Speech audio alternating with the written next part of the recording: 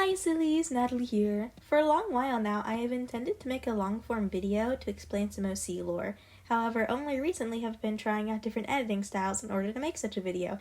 Last night, I finally decided to type up some of the lore for my OC Val, but I think that only 3 people read my community posts, and I wanted to spread my insane sleep-deprived ramblings to the masses. So, as much as I like to just read that community post, because my god, that would make my job so much easier, it's disorganized and could be worded better. Plus, I left out some details, which I did include in the pinned comment, but I don't think anyone read that one. And so, without further ado, I present a whole lot of lore of my beloved child, Val. First up, background information. How does the universe my OCs live and even work? Because I like having fun with my characters, we have a magic system. Yay! It's incredibly underdeveloped because I suck at world building, but I'm working on it. You can tell if a character has magic based on their eyes. The weird, funky eyes that are black with white dots, yeah, those mean they have magic.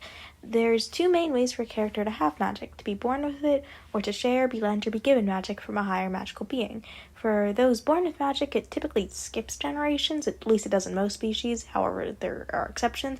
Anyways, there are more details to this that I might get into if I was discussing an OC who was born with magic, but Val wasn't. They were given the magic later in life. To those who are wondering, if you obtain magic later in life, your eyes do in fact change to the inky black ones.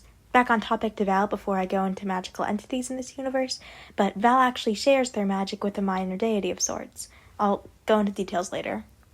I suck at transitions, but magical entities. In this world, entities can be manifested through belief in it and/or emotions. There are differences that come with each way an entity originates. For example, Arlo. He is formed by the strong emotions of a single person, Orion. Arlo has power over Orion, but isn't all that powerful otherwise. Nobody other than Orion can see or interact with Arlo unless they have certain magical abilities that are rather rare. It can be noted that, in general, an entity born from one person's belief or emotions is weaker than an entity born from the emotions or beliefs of multiple people. Entities born from strong emotions are rather rare and typically have short lifespans as their existence relies on the presence of that specific emotion. If they aren't strong enough to separate themselves from the ones who manifested them, they shall die with them, or sooner. Even if they manage to separate themselves, their existence still relies on the emotions of others, but now other folks can actually see and interact with them. Their appearance is often based on the emotions they're born from, but sometimes they decide to alter it for whatever reasons they may have. Entities born from belief are much more calculated and less spontaneous than ones born from emotions. If a group, or single person, but that's incredibly hard to achieve, or to believe in a being's existence hard enough, they may manifest it into existence. Such an occurrence can be sped up through acts such as rituals, but the more people who believe in it, the better.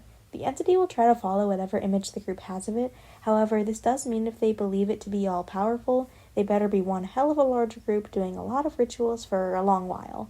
In order for the entity to fulfill the general image the group has of it, it requires enough energy to sustain its existence. This energy is accumulated through the beliefs and emotions of the group.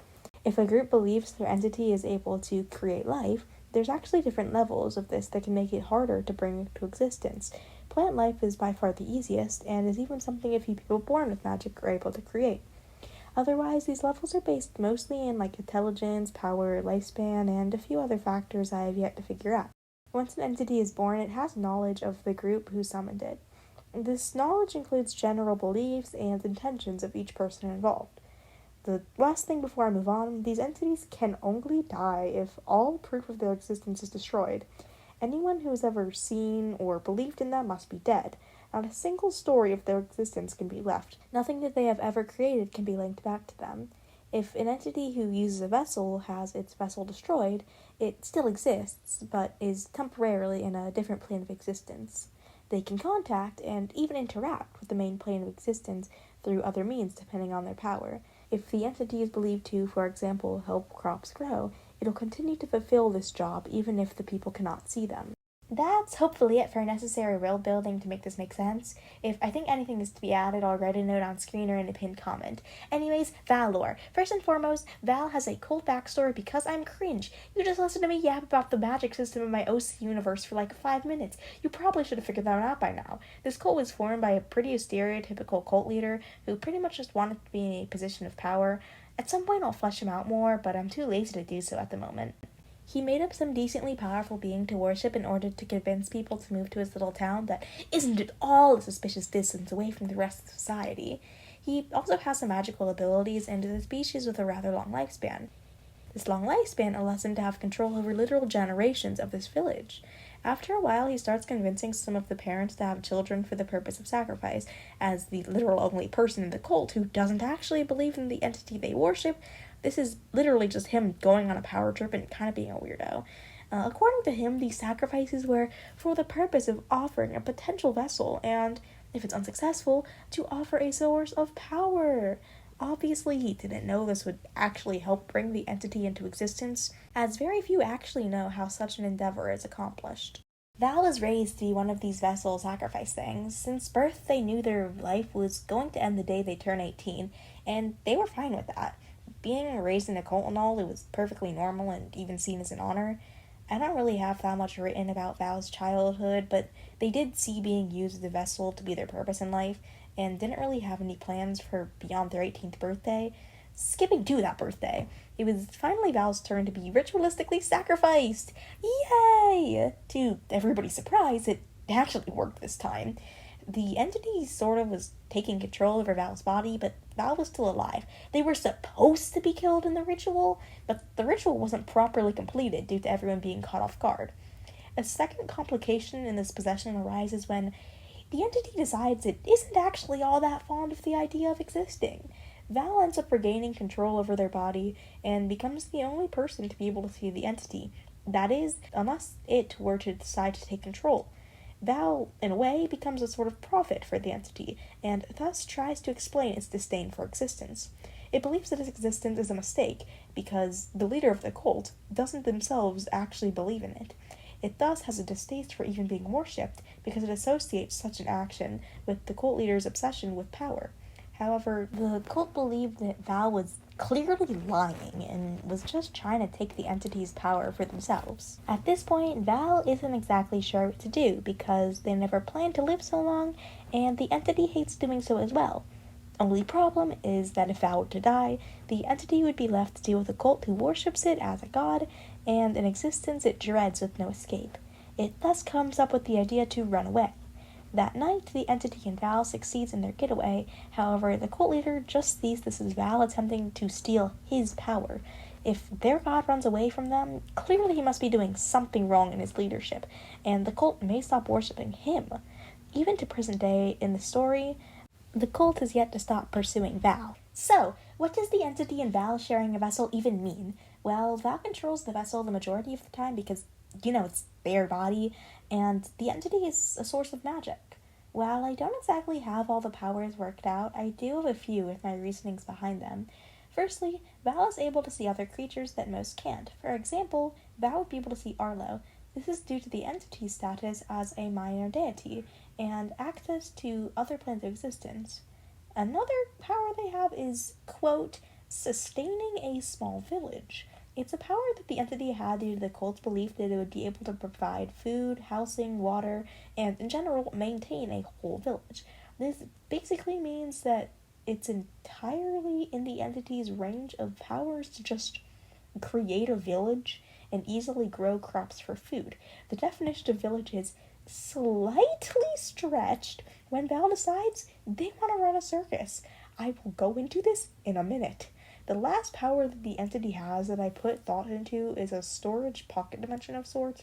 This is a common ability amongst deities in this universe, but it also partly originates from the cult's belief that when their god received its vessel, it would help them spread their beliefs. This was somehow warped into the idea that the entity could just temporarily put the entire village into a pocket dimension and move it. The universe, me, was apparently unable to think of any other way for the belief that the entity could help the cult spread their beliefs to be converted into a power, and also have a way for Val to have magic to easily move the circus around. Anyways, circus. What am I even talking about? If you've been on my channel for any amount of time at all, you may have noticed my slight obsession with clowns. So, you guessed it, Val is, of course, a part of that circus. In fact, they're the ringleader. They're also the second OC I made who is in the circus, and the first I made with the intentions of lore. Raylan, my first circus OC, was actually made for a school assignment. Now, how the hell do we get from escaping a cult to forming a circus? After finally getting past the large forest surrounding the village in which Val was raised, they seek refuge in the nearest village in the direction they walked. They are fully aware that they cannot stay anywhere long because the cult simply would not give up now that they knew their god actually exists and, from their perspective, has basically been kidnapped. The people at this nearby village were quite different from the ones who lived in the previous one. They were rather welcoming to outsiders and had roads leading to all sorts of different villages, towns, and even cities. Val, and by their inclusion the entity, ends up staying at the home of a younger, in their mid-20s or something, couple. Neither Val nor the entity have good self-preservation, so these girls are kind of left with quite the handful. Not only are they housing a kid who's barely 18 and a minor deity, they are housing a kid from a cult and a suicidal deity. While their time together is short, these girls do suggest attempting finding meaning in the world and a reason to exist. Through their constant travels from villages to cities, Val and the entity meet many folk who are similarly depressed and going through a variety of hardships. The two of them decide that nobody should feel the way they do, and grow to be rather fond of the idea of helping others. They both decide to basically end up dedicating their lives to bringing joy to people, as it gives them both a reason to exist. One day, they attend a traveling circus, and seeing all the joy it brought the audience, Val gets the idea to start their own. A circus that not only spreads happiness, but one that can act as a place of refuge for those who need it most. And so it begins, the journey of so many of my other characters who at some point or another find themselves in contact with Val, or even the circus itself.